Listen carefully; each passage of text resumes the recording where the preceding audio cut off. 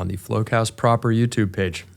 Yeah, and it's picking up steam. I made the announcement, and I think people are heading on over. I think people are enjoying it. And along with that, we have some exciting announcements, which this podcast episode, as you're listening, has been somewhat pre-recorded because we're working on a very big project, which we can now announce to the world. Go for it. PBC Season 3. Very exciting. Yeah, and well, as we're recording this, we're actually in the process of production here where we're doing some of the pre-scouting, which, as Mike and I were talking about before the podcast started, is just the planning that goes into making a film. It's no different than any other planning project that somebody has to do at any business or company. You have to, all of the work happens in the planning. I did not expect to walk into the building and have like 20 people here doing, and I knew you guys were doing scouting, but as an accountant, I took it way too literally and assumed that meant you were on location scouting something out. But I guess that involves a lot more than just looking at something. It's like practice setups and all that kind of stuff. So. You're envisioning, okay, if we do a shot from this angle, what's going to be in the background? Where can we set up all of the extra? Where are we holding all of the cast members? Where are we putting Video Village? All of these different elements. You have to think about every camera angle you're going to get to make sure you don't kind of cross shoot into yourself. And where's the sun going to be? And how's the light coming through the window? What time of day are we going to be doing this scene? Yeah. Wow. Okay. All right. right. So yeah. Stuff's not easy. It takes a lot of planning. Yeah. I mean, this would be a cool thing to have some BTS behind with. But with that being said, let's just get straight into the things. This is the FinTech Flo. And let's get flowing. You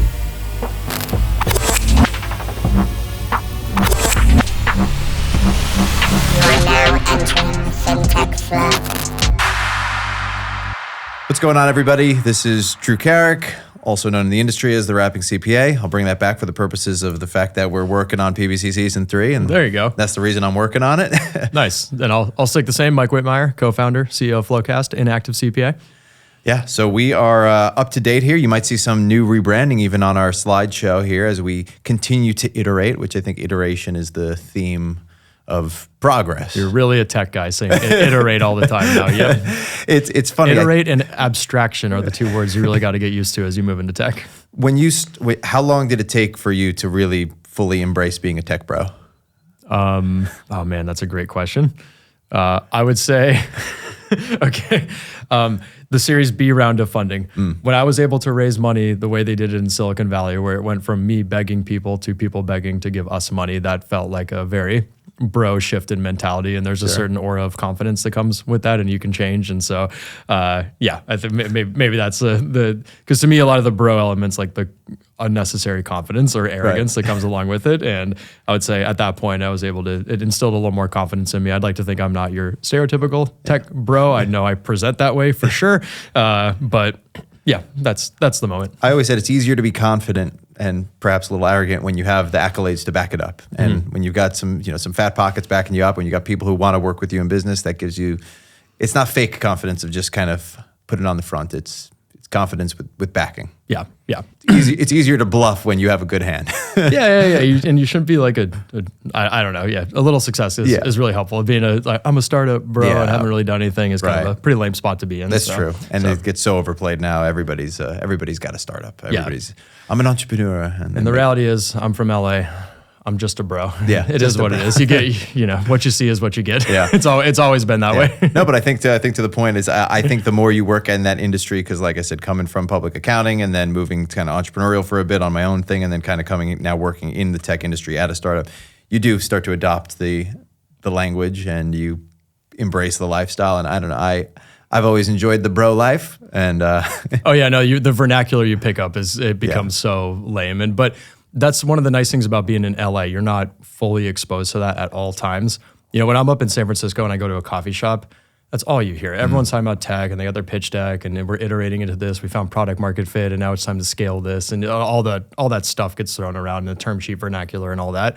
Down here, man, like no one talks about that stuff. None of my daughter's friends' parents know what I do. They don't know anything about tech, nor do they care about tech. And it's actually really nice to be detached from that down in LA. So I think it's a good compromise where we have a bit of a tech ecosystem, but there's not an obsession in the same way there is in San Francisco. Silicon Beach, chiller than Silicon Valley. It is. Yeah. Yeah.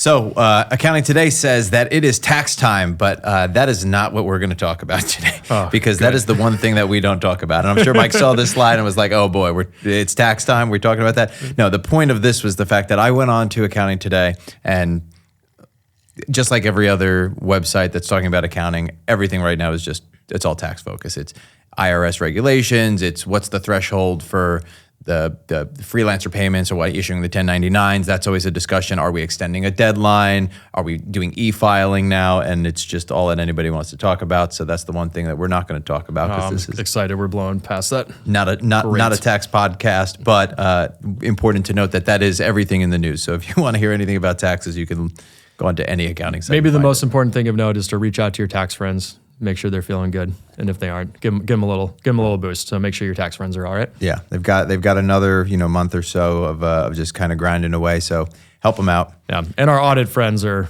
in the middle of it right now. So we feel your pain. Shout out to all you. I hope it's going well. And I guess by the time you're listening to this, we're mid-March. Hopefully we're wrapping up busy season there. So yeah. Or I think they're approaching that. You're in that final 2-week stretch, right? You have those March 30th if you really want to be on track for your public filings and stuff. All the companies are really pushing to hit that March 30. Yep. Finish the queue. All right, we feel for you. So, Wall Street Journal. This was a really interesting article that I thought. An executive bought a rival stock, and the SEC says that's insider trading.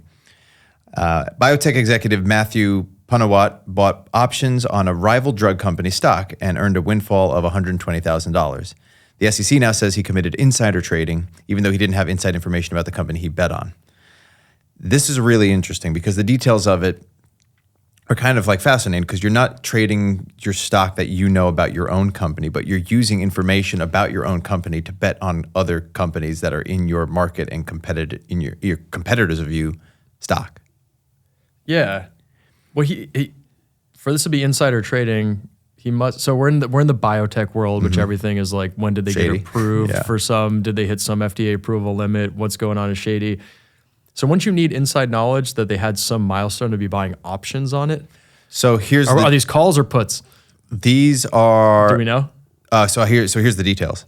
He bought options of Incyte, a rival drug maker, because he knew they would pay off when the market heard Pfizer was buying his company of Medivation. And so basically he knew, okay, when my company gets bought, the company I work at gets bought, it's going to shoot up the other company's price. Okay. And so. Got it. Yeah. Yep. That's insider trading. And they're calling it shadow insider trading, is what it is, kind of the new term. And so this is like the first that the SEC is really taking a stab at tackling something like this. First of all, $120,000, that's not really worth the insider trading, in my opinion. I mean, completely agree. This guy, I'm sure, was probably, I mean, if he was an executive, that was probably half of his salary.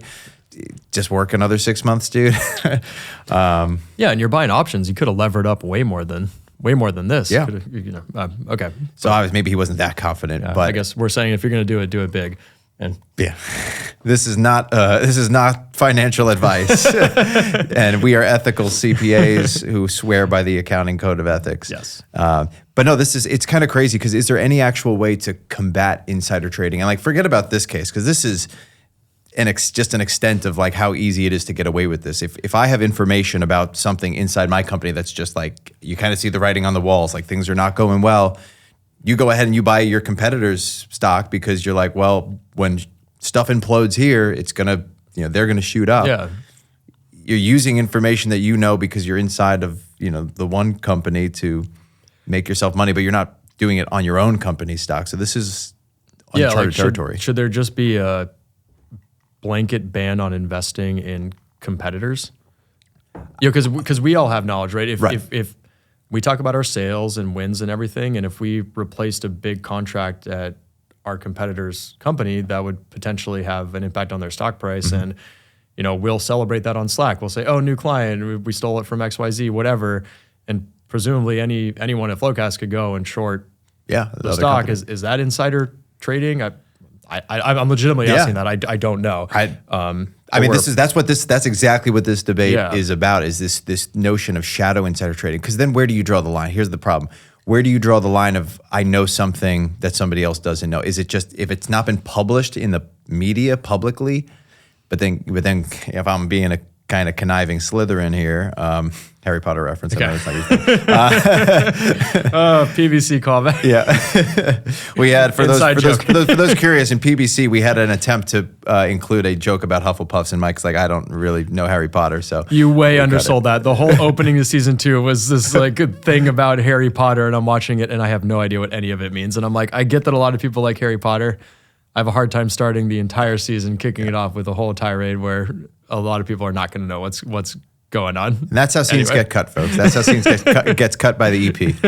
Yep, because Mike doesn't know about Harry Potter. There you go. So anyway, this is sort of the conniving back channel thing that I'm thinking of is like, okay, well, if the rule is, well, it has to be published in a media form, then I'm just going to go create an LLC that publishes stuff. You know, that way I could say, well, it's been published. Like, how big does the media company have to be? If it's a local newspaper, does that count? If it's online, digital only? If it's one person who makes a blog or a vlog, is that the rule on public? Insider? Are you trading on information that hasn't been published? Well, that's what I'm curious as to where the line for something being insider. It's obviously it's information that you have special access to that the public doesn't. Yeah.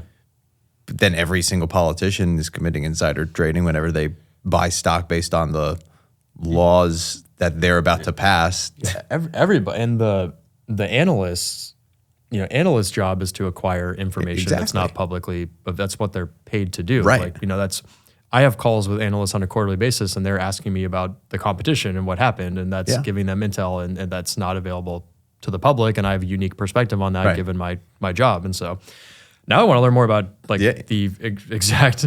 I'm so careful. I've never done anything that would even tread towards this, so I don't care about it. Back to like, this is not financial advice, and we are ethical accountants, and we've never done anything like this, so I don't even know the rules. But now I want to learn more about it. This is really interesting. I mean, I think that's a follow-up episode where we kind of maybe do a deep dive into insider trade, because it's going to require research, so I'm going to have to go look into that, and I think that would be pretty insightful for us, for listeners, and for everybody. That'd be cool, dude. That'd be really interesting to me. Mm-hmm. So I just think from how easily can insider trading be, committed. I have friends that worked at publicly traded companies, and we would just be hanging out at a party, and he works in the accounting department, and it's like, oh yeah, numbers aren't looking so good. Numbers are looking good. That's it. That casual conversation, I could go on and go buy a bunch of stock. Is there any way to trace that back to the fact that a buddy of mine worked there? Because is it small enough fries where, okay, maybe I'm only buying $10,000, $20,000 worth of stock. Maybe I make a couple $1,000s. Are they really going to come after you for that? But it is technically insider trading. Technically is, yeah. Your friend making a flippant, potentially drunk comment about their financials is inside information. Right. So I don't know. So I don't know how it's combated. I wonder if that's an area the accounting universe starts to, from an audit standpoint, jump into at some point. But potentially could be interesting. Yeah. So from the Journal of Accountancy, there was a recent article about privacy and profits and how responsible data protection can drive revenue. So this I thought was interesting, because now we know why all those processes and procedures that feel like a pain in the arse are so important, annoying but needed. Yeah. And this is all from a Cisco 2024 study, which indicated that organizations netted 1.6 times ROI on privacy measure. So when you invest in making sure that your data is private, that it's known that customers who come to you can guarantee that, you're compliant, you're staying secure, their information is safe. Surveys show that 94% of customers won't buy from companies with data protection concerns, which makes sense. Yeah, makes sense. We see this internally. I mean, we saw at FloQast Go last week. No, February. Last week. Was that last week? Jeez, flying by. But we saw our own legal and compliance team. We saw Eric present around some of the compliance work they're doing, and we're very buttoned up with all of this. And what I really liked about his session was the focus on the compliance, but how it leads to our ability to sell better. And one of his main things was talking about how what they're able to do is compress our sales cycles and get stuff done much faster. So, when you go through the buying process, you evaluate the software, all that good stuff, then you get to security review time. And we just have this incredible package, the buttoned up security review package we're able to send out. Everything is, all the I's are dotted, T's are crossed. It's wrapped up beautifully. We send it off to them, and just the feeling of confidence that a prospect gets, being like, oh, okay, they're really buttoned up. They go through it. Oftentimes they just kind of sign off on it because they see how good it is and how thorough we are about everything. And that just compresses the sales cycle. You don't have this big back and forth. And that's a part of the sales cycle that's not a good use of the account executive's time. And so if we can have the account executive focusing on closing other deals rather than back and forth on security questionnaires and all that kind of stuff, it's really helpful. So that our compliance team plays a big role in us being able to close business and close it faster. So there's two aspects to that, right? Because you're referring to when somebody's looking to buy our stuff and they have compliance measures that they need to keep in place because they understand that providing greater transparency in the organization and how they use data will help them with their customer base. And FloQast is a product that's helping them do their job better. And then the same thing on us, when we're buying stuff, we have to ask for that from all these entities, which is sometimes why the onboarding process of new vendors could take a while because we need to ensure that all of them are being compliant in their ways. So you're saying that what we've done here is created we know what it is that we ask for whenever we onboard a vendor. So it's like, we're just going to have that ready to go. So that anybody who needs to buy us, we've already got our stuff ready. So. Yeah, we've done that in two forms. So we see what people request enough to where we've just built out a standard packet that we send out. So we've done that with security questionnaires and documents and everything. But I mean, we've also extended that into just our main contract. Like you know what people redline out and request. And if you see it over and over again and it's reasonable, let's just have that in the contract. That way we don't have to argue about this clause anymore. If it's reasonable and everyone wants it, fine, whatever. So yeah. Legal and compliance can help close stuff quickly if they're very buttoned up and really organized. I think that's the element of, and this is, I think, a big thing when it comes to a lot of stuff with accounting is, right? It's how do I make things that are a headache less of a headache? And in this instance, it's not that they're going out and closing the deal, but they're helping expedite it and make it less of a headache and less of a pain, which it's addition through subtraction. They're and not only accelerating the deal, but like I said, the AE now has more time to work other deals as well. So it is driving. It's not just getting that deal done faster. It's driving more revenue by allowing our sellers to focus on other things that help them close more deals rather than back and forths on security questions and things like that. Yeah. Shout out to Eric, Vicky, JB Williams, who won an award for MVP on the compliance team. That was awesome. Yeah, that whole team does great work. So here are the 4 pieces just from this article for those listening who don't see this up on the board. What are the 4 main benefits here is that to provide greater transparency in how your organization applies, manages, and uses personal data, as this will go a long way toward building and maintaining customer trust. That has to do with just straight up customers aren't going to buy from people with data protection concerns. Makes sense. Second one is establish protections such as AI ethics, management programs involving humans in the process and working to remove any biases in the algorithms when AI is used for automating decision-making involving customer data. That's one of those things where 91% want companies and professionals to do more about the use of data with AI. It's such a new thing and people aren't sure how AI is using it. I mean, that's why a lot of these media publications are concerned about the fact that their articles are being used and combed and then being written in the voice or plagiarizing what another person had already written. When it comes to data, of course, if you're having AI do selections based off of or perform audits, right? Which is why you can't really do that because now you're giving a computer the sensitive personal data and how are they keeping it secure? And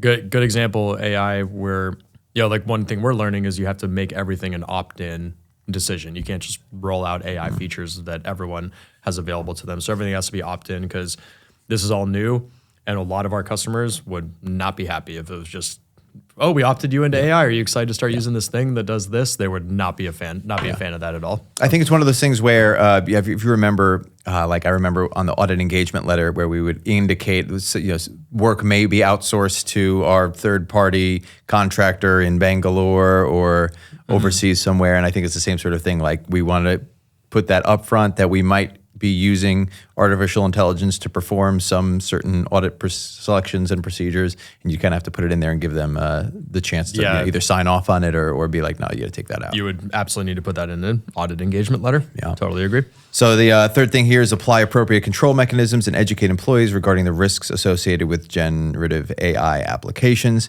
Again, this just has to do with the fact that there's still a lot of concerns on how to properly use AI. They know that it's the future, they know it's the next thing to do, but there's just a lot of fear over how to properly use it. Yeah.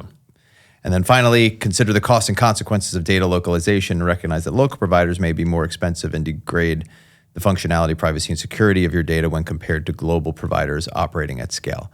This is looking into and prioritizing where you keep your data. And it's that balance of, you want to have a large organization that's perhaps a global entity that feels like they're so big they can't go down, right? I feel like Google's one of those very trusted things. If Google goes down, everybody's going down.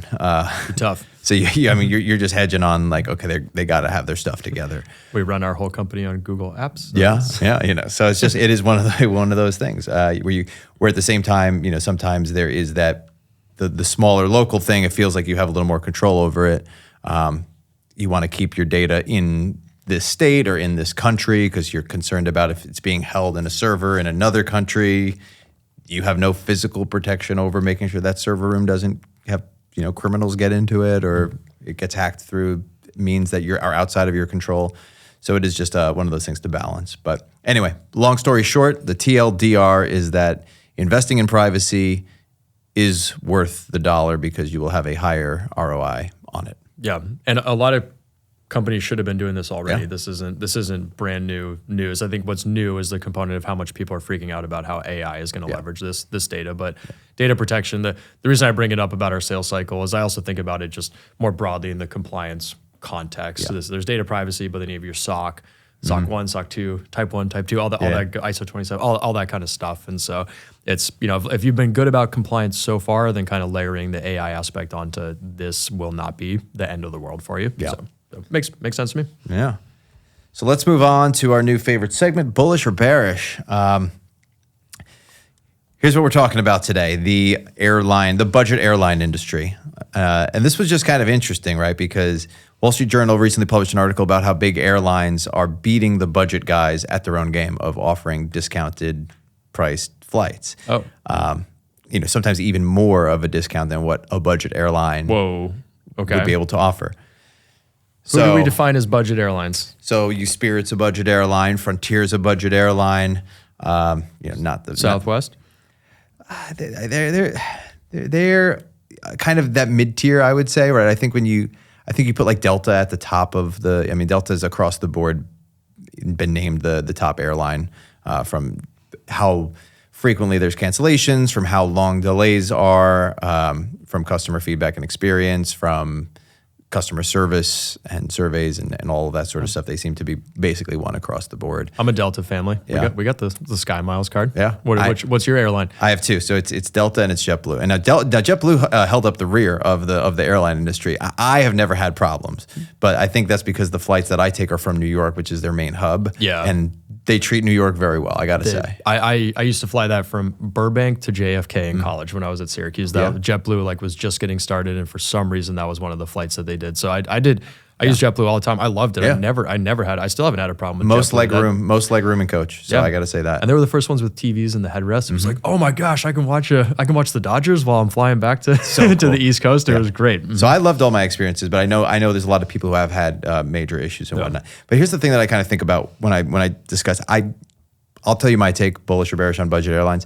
I'm bearish. I think that budget airlines are just, people have gotten to the point where they value their travel experience and the journey enough where they're going to, they'll pay a little bit more, I think, to have a little bit better of an experience. There'll always be like the budget travelers that are just like, I just want to get there and I'll figure it out.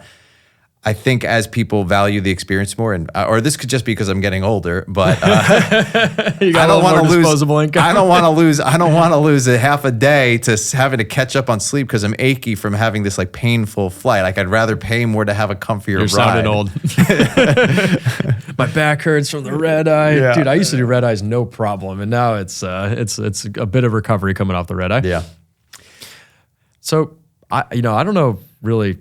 I don't know the nuances of this to speak to it, but it seems like, there's a race to the bottom of pricing, which means this is clearly getting commoditized. One of my other understandings is with a lot of the budget airlines, you then get nickeled and dimed after you get on the plane. So, you see the baggage fees goes up. And then I've even heard of Ryanair, and it's like a little more absurd over in Europe. Okay. Like some of our people fly for like $40 from London to Spain and stuff. It's the prices are a joke, but I think this is probably an exaggeration, but you got to like pay to use the bathroom and stuff like that. Like you get nickeled and dimed when you get in there. So at what point will people get pissed off with that experience and not want to do it anymore? That's only a matter of time. Yeah. Then the other one I'll throw in here is what about the like semi-private airlines, the JSXs of the world, right?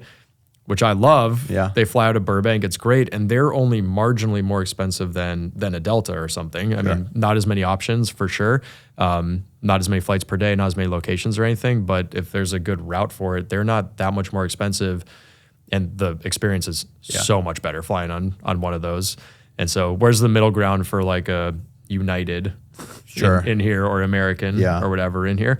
I think one of the, if I'm in the nature of iteration, there you go. If I'm one of these budget airlines, I would, again, and on the nature of focusing and niches or niches, I actually had some people commenting on the last thing I spoke about regarding niches and niches and which way do you pronounce it? And I said it really depends on what I'm saying. How classy at the moment. you are. It depends on how classy I'm feeling. But I think what they were to do, if you're to focus on some of these flights that would be if it's an 8 to 10 hour car ride, 6 to 8 to 10 hour car ride, which is a little bit far. It's a little farther than that's like right out of the range, right? And it's out of the driving range, but it's an hour long flight.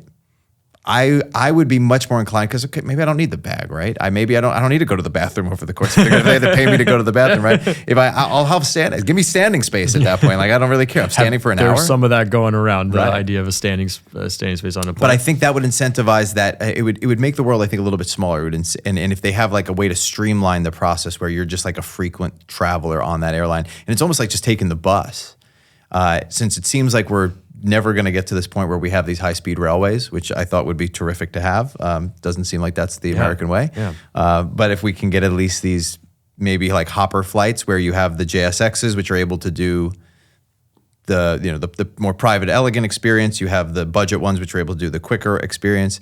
And then if on the bigger ones, maybe you kind of just focus on those longer flights to the major cities. And That could make sense. I mean, so here's the other factor to consider. We got the looming credit crisis going on, and so it's really the budget airlines are dependent on people pretty much racking up debt to go on vacation seems to be one of them. And so if that starts to slow down, that's where maybe some of the sales will start to decline at that point, and that starts to hit the budget airlines more. And so that would be the bear case is like, hey, how much more can consumer debt and go up and spending continue? Because as soon as consumer spending decreases, travel is one of the first areas to get hit. And so that would feed into budget airlines and then probably Airbnbs getting Airbnb revenue getting cut as well. That to me would be the macro trend that could hit here. But tough to predict because I'm a doomsdayer over credit bubble for years at this point, and it's never seems to be a problem. So I'm done trying to call that one. I mean, if you talk about Airbnb, I'm not even bearish. I'm hibernation mode on Airbnb. Me too, man. I am loving hotels again. Yeah, hotels are great. You don't have to clean up after. It's just not that I'm leaving it a mess, but it's the best use, in my opinion, for an Airbnb now is when you're traveling with your kid. So this is something, a life you will not know too well, but kids go to bed at early times. So my daughter goes to bed at like 8 o'clock. And so if we're traveling with friends and family and everything, rather than have to go to our hotel at 8 o'clock, it's nice to be able to put them in the bedroom upstairs and then hang out with family downstairs at night. So that to me is the best use case for an Airbnb is family travel with young kids. That's quite the niche. Yes. Though, yeah.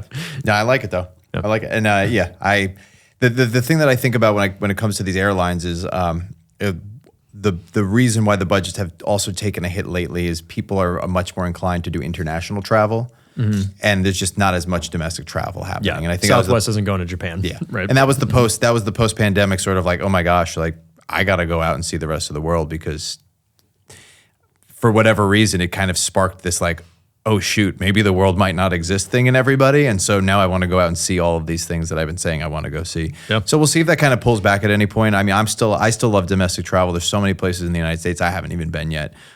U.S. is amazing. Yeah. We got so much stuff going on. So much. One of the things, I just got back from Wyoming and it's like the wildlife we have in the U.S. I just forget how amazing it is. And we really, it's always like, oh, let's go to Africa and everything. But the wildlife here is off the charts. It's so cool. Like I'm looking at moose all over the place. They're so cool. It's awesome. That's pretty. So the one thing that I do think on the broader, macro scale, and this is kind of even airlines aside, but it's kind of highlighted through this. Is there a point where like the big guy is really too big that they can entirely control the market and there's really nothing that the smaller places can do because they can get priced out? And I feel like that's what Amazon did to Toys R Us. I mean, how does one make a flight any cheaper? I think one could argue that the major airlines are already in that too big to fail mode, right? They got bailed out during COVID, and there was your kind of similar to when the banks got bailed out. There was a bit of that response, not as extreme, but yeah, there's very clearly like, hey, when things don't go well for them, we're gonna bail it out and not let capitalism play its course. And so that would suggest that some of these airlines are too big to fail, which is probably true. Imagine if they all failed and we had no air travel anymore. That'd be tough for our country. These companies that have like such big pockets, is the main expense, I think, the fact that they've accumulated so much administrative overhead from like executives and stuff. So I'm just trying to think of like, what's the difference between the airplanes? Got to be the same. The cost of these airplanes has to be pretty close to the same. Maybe one doesn't have TVs and the other one does. That's got to be immaterial, in my opinion, to the I think it's overall more cost about of how the plane. new is it? You know, are you flying on a new plane or still on one of those old? But this is like people's lives at stake. You know, this needs 100% success rate every time. Are you talking about the 747 Max? We're not going to move into that one. We're not going to move into that. But there hasn't been any major commercial airline crashes in almost 2 decades. In the United States. In the United States. Okay. Yeah. And so so they've pretty much gotten this perfected. I'll say, knock on wood. But I don't understand. There's not a way. I don't see any way to make a plane ride any cheaper than another one, right? And so, of course, Delta can afford to be like, we can offer a flight for $200. What's the difference other than this brand recognition and name? Perhaps. I mean, they're all got to clean the planes. You're doing the same trip. The only way is to put more people on the plane. Is the only way to make. Is the main way to make more money, and that's why the seating gets more and more absurd when you see all those proposals. True. Do you know? One of our guys on our marketing team, Eugenio, he did pricing for airlines, and it's fascinating. The pricing, the dynamics, and how much you move it based on who's logging on and all that stuff. It's really really dynamic and a little sketchy pricing that the airlines do. So there's so many moving parts, but I mean, I think at the end of the day, it's just they need a bit more humans on the plane to optimize revenue, and that's where they're looking at.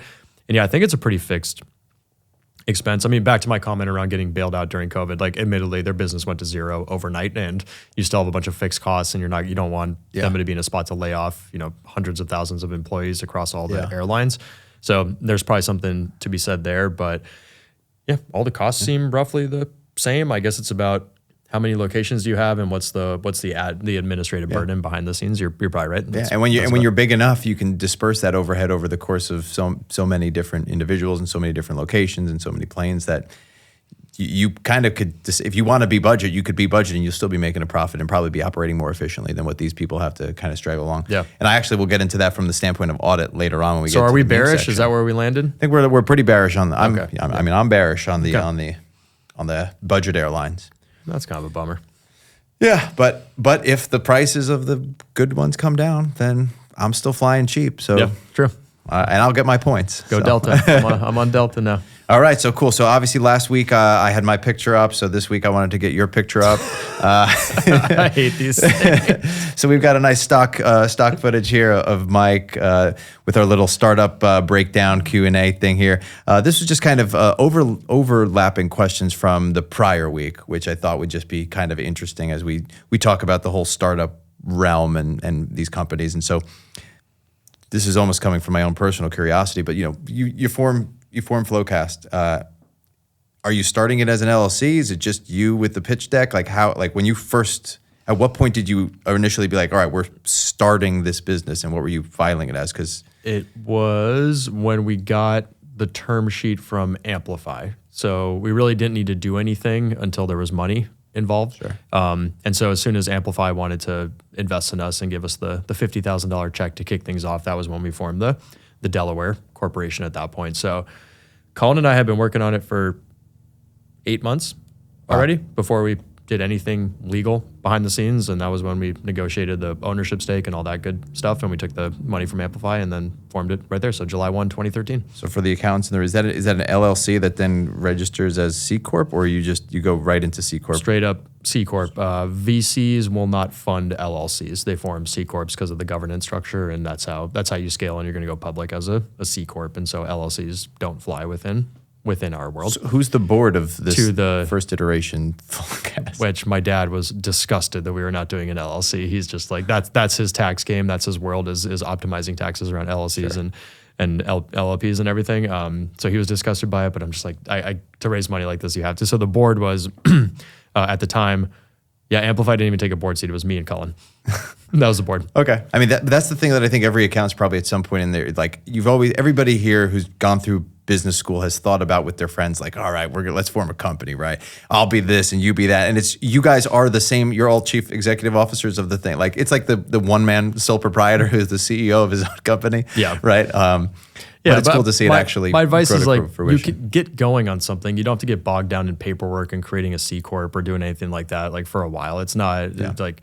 And I also operate a lot on trust and handshake contracts. So I've agreed to some absurd things over the years that are not on paper and writing, but I keep my word. It's one of the things I learned from my dad is he's had two business partners his entire career, and he said that he's never signed any documents with those guys. And it's just about, they all work together, they work really well together, they make money together, and it's all about trust and all of that. And so they'll get going on a project and not have a bunch of paperwork signed or whatever, and then they'll figure it out later. And that's how Chris and Colin and I operate that same way. It's so much based on trust. Like, the paperwork's one thing, but at the end of the day, those are guys I want to work with the rest of my life, and so not gonna screw them over. I do think the point you brought up about your dad being very concerned about how you didn't go the LLC just speaks to when you approach any sort of business situation. It's like, what's the end goal and what's the intent? Because everybody's going to say, well, you got to try to save as much money as you can impossible in taxes, right? That's always like straight up, but that's not necessarily the best business decision. Exactly. And so that's where, accountants, I think, can also step up and be like, you have to look more holistically at the whole picture, at the full picture. What is this person's end goal? Because you're not going to achieve your goals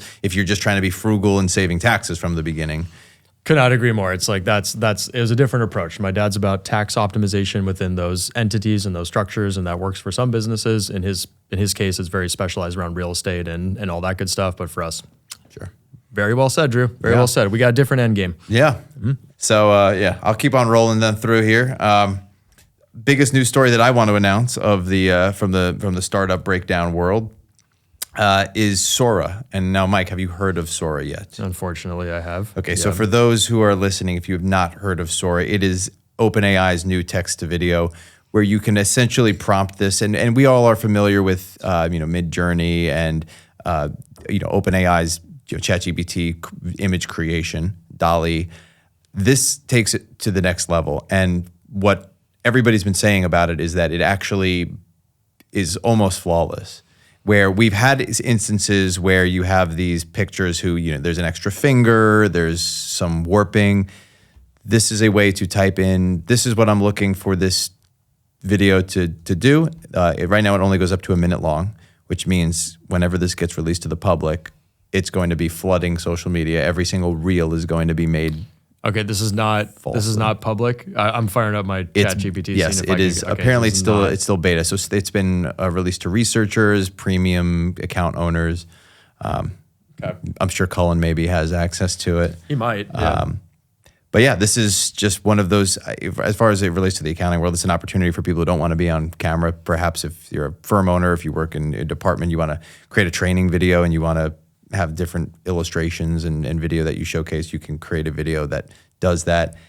And then at the larger ecosystem, I'm just thinking of, this is another example of the AI displacement of jobs in the creative field, which is one of those ones that I feel like people for the longest time felt was kind of immune. It's like, well, you can't have AI be creative, but if I could say, hey, I want to see an over the top, and the crazy thing about this is it actually understands film language. You can tell it what type of camera, what type of style you want it to be in, and it will actually log and create using that style. So I could say, I want a drone shot of an army marching on the Mediterranean Sea, and it can create, 300 the movie.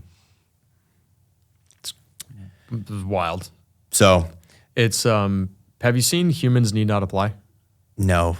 It's a short video. It's about 15 minutes long. It was put out like 10 years ago, and it predicted how AI was going to automate jobs, and thus the humans need not apply for this job because AI is doing it already. And in that video, they predicted creative to be the last thing, but but that it was going to be automated. They were dead wrong. It's going the other way. Excuse me.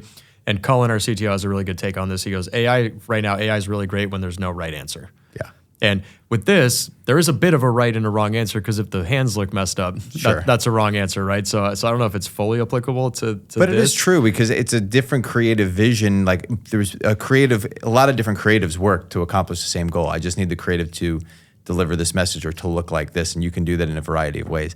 The interesting thing I think when it comes to business is that intuition, when you've worked in the business world, when you're familiar with the numbers, when you're familiar with just how decisions play out, you could do every analytic and every stat that you want and look at, the algorithm says if the stock market jumps this, then the next thing it's going to do is tank that. But a lot of this stuff I think is just, it's some of that gut energy and that intuition that you get, and you have that business sense. And there's not a way to train a business sense from AI. The only difference is the ability to feel emotion, right? This is, we talked singularity, I think, right? They can't feel, at least that I'm aware of. But yeah. Anyway, important to. I just the reason I was like, it's just this coming out ahead of the election is the worst. The worst time. I am not looking forward to October. Which I'm hoping that they just say we're not releasing this until after. But that would be the best thing that they could do for humanity is to hold this off for 10 more months. But they are not. Yep. They are not going to. This is capitalism. They will march on. And we're going to have to deal with this right ahead of the election. So now you guys are all in the know. If you haven't heard of Sora, it's coming. Yeah. So wrapping things up here with what busy season really means. I shortened this up a little bit to make it fit on the page. All right. So this is from the Big Four tweets. Works all day. Timesheet, 8.7 hours. This is the whole billable hours and audits. If they're just going to get written off anyway, like what's the point in even having that? And this kind of brings me back to the whole budget airlines thing is it's this race to the bottom. Mm-hmm.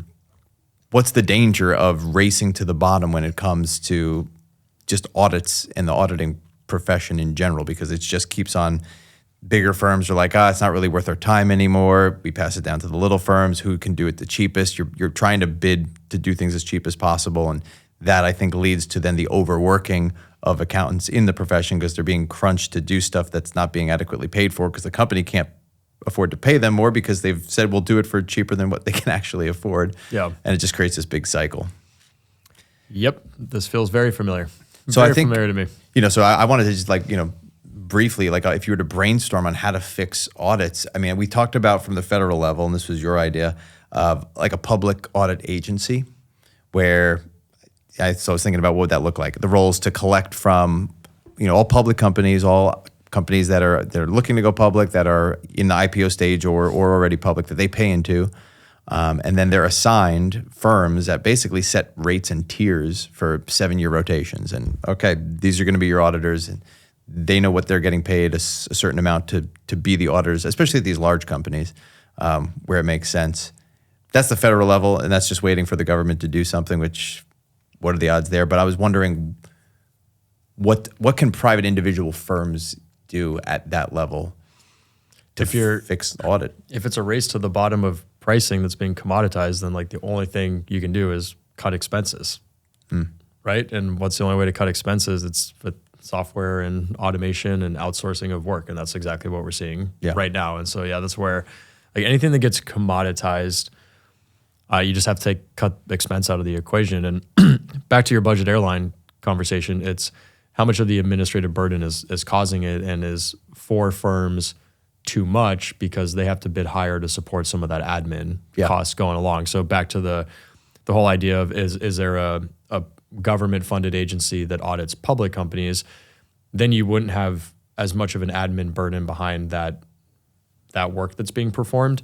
And you can just have a set percentage that, perhaps it's some percentage of revenue that gets paid into, paid to the SEC, and the SEC funds the centralized group. And that's just, you are audited by this agency as a publicly traded company. It is what it is. Don't worry about it. And and it's not about how many hours it takes. It's a percentage of your revenue, and that goes in. I would personally have more peace of mind as an investor with a piece of paper, with an audit opinion from that kind of setup, because then you take a lot of the relationship out of it. And, there's if you can threaten to fire your auditor, that means you have some level of control over the situation, and maybe not as much independence as you would think. So Yeah. The rub is always going to be the losing business versus getting paid what you're worth. Obviously, well, we want people to get paid more, but means they have to charge more. If they charge more, then they get dropped. Yep. Somebody else will do it for cheaper.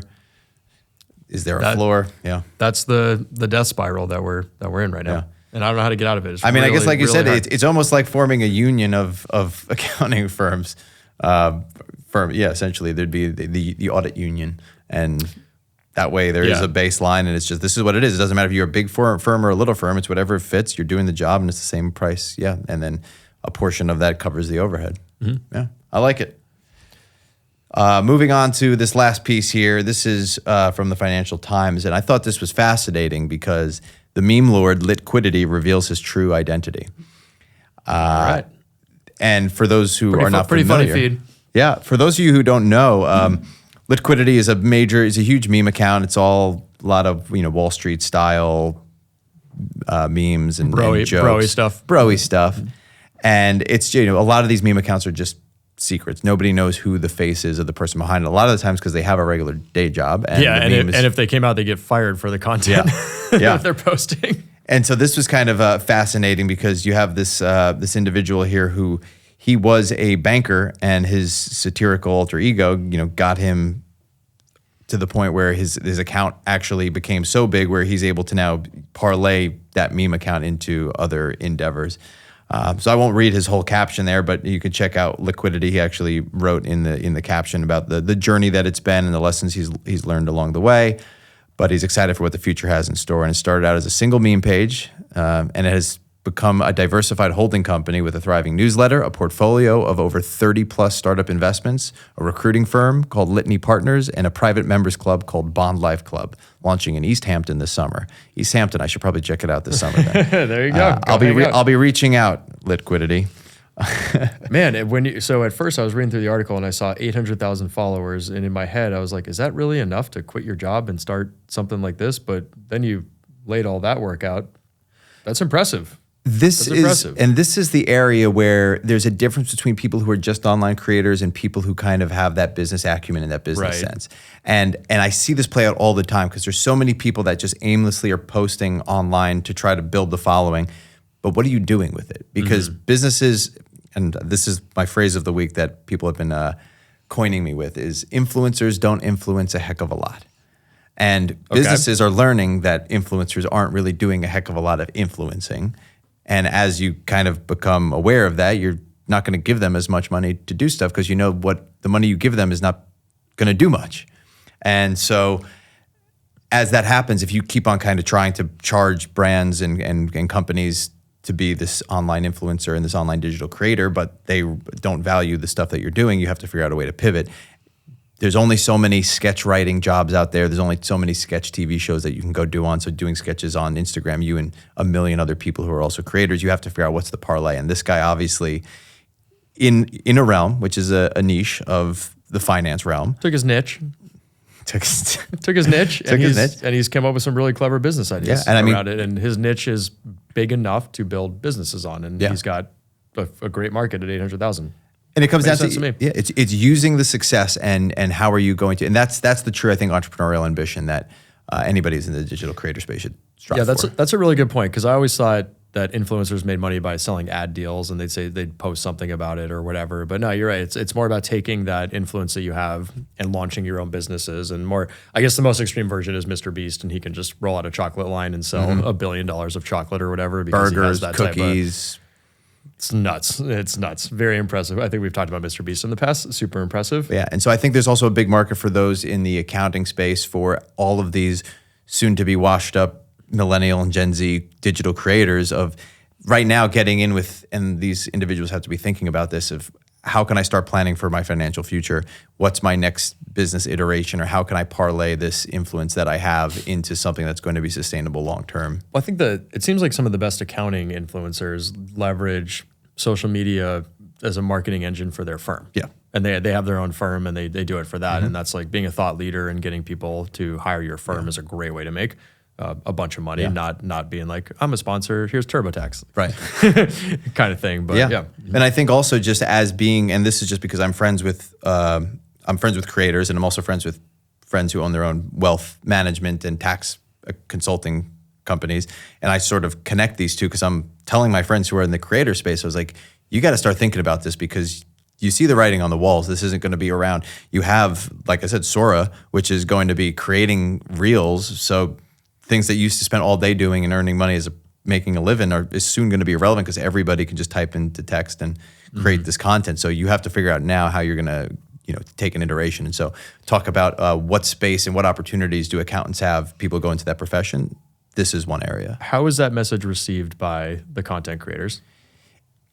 Over the last 2 years, the receptiveness has increased a lot. And I would say early, a couple of years ago, not really thinking about it. Oh yeah, maybe that's an idea. They're always like, oh, if there's a way to make money, sure. Now I think the realization, especially TikTok is in this battle with Universal Music Group over the ability to use their music, and so many people relied on using Universal Music Group music and their content. They're seeing their stuff not perform as well. They're starting to get concerned. Brands are seeing that. They know that the engagement on ads is terrible because it's a pay-to-play game. As soon as you know a company's paying you money to make this ad, then the platform is like, well, give us money if you want us to push it. Otherwise, we'll shadow ban it, right? We can just have it, nobody see it, right? Nobody can see it. If we want no one to see it, then we'll make sure nobody sees it. But if you give us money, we'll make sure people see it. And so I think that they're starting to see that. And I think we're going to see this little flip over the next couple of years of everybody kind of figuring out what's their next play. Starting other businesses with it. But the receptiveness has gone up. So with the concluding cycle here to wrap up this 23rd episode of the FinTech Flo, thought this was kind of fascinating that there's a little footnote. Games might be the secret to better company training. And I thought, what better way to convey that than the fact that, we're creating, you have FloAcademy, a platform designed to elevate the level of content that's in education.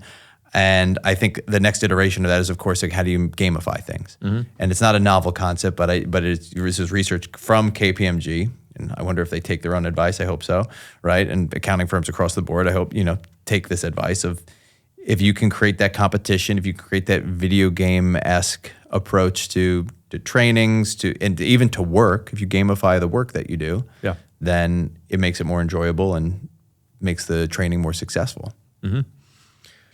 Not anything too new here, but I think if you do it right, it can be really impactful. I would also argue simply the need to get CPE credits is in some way gamifying it.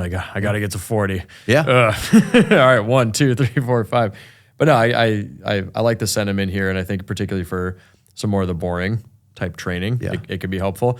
I also smirked up front because I have a friend from a prior job who started a CPE credit company with all gamified CPEs stuff. That's cool. And he was, I think, a little ahead of his time. I don't know if it ended up working out or not. But yeah, I wonder if he had a hand in this article. As well. No, I think being able to gamify whatever you can. Yeah. Cause I would get excited when I play trivia. I'm not even that good at trivia, but I suddenly get really competitive and into it because you just people like to compete. That to me is the better way to drive behaviors, have it be competitive. Like you look at, you go over to headquarters and we have in the sales area, we have the screen up with the BDRs and who's booked the most demos and who's made the most calls, and you have it on the board, and that gamifies it and makes it competitive all at the same time. And that to me is the best way to drive behavior. As competition is great. Yeah. So that wraps up our 23rd episode of the FinTech Flo. So we're looking forward to getting back to things after we wrap up PBC production, and we're excited to start releasing some clips. And you could check out some footage on @PBC Series on Instagram. We'll have a bunch of behind-the-scenes stuff over there. And if you haven't already seen the show, it's a show about the accounting department of a tech startup, which is this podcast is hosted by tech startup accountants. A world we know all too well. So a ton of inside jokes. You'll get all the references, and very well done, if I do say so myself. The studios team does amazing work with PBC, and I'm excited to watch season 3. Sure. So we wish you all well, and we'll see you next time. Thanks for checking out the FinTech Flo. As a reminder, this episode is available for CPE credit, and you can get that at FloAcademy or on the Earmark app. Details are in the description below.